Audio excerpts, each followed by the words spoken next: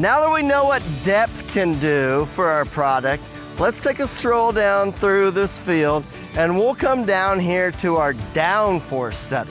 What can downforce do for the planter? Should we have hydraulic downforce? Are airbags sufficient? What about spring down pressure? Most importantly, guys, if you've got a box planter, when you fill that box versus that box empty, is there extra weight on that row unit and less weight as that box empties?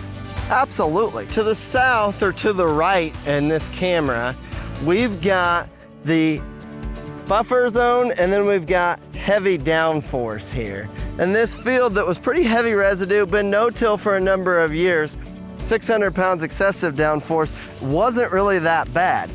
You know, we called it excessive, and in most cases 600 pounds of downforce is probably excessive downforce and you don't really need that. Then we've got the auto downforce, and it's very consistent as you go across this section here.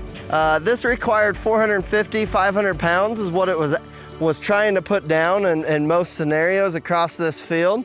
But as we come across here, we'll find where we got into the light downforce. This is where I told you guys I'm not a professional and this shows.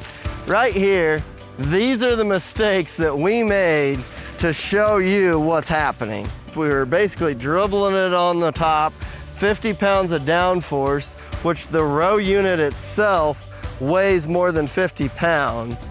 And so we were actually probably trying to lift that row unit up as we were going across the field.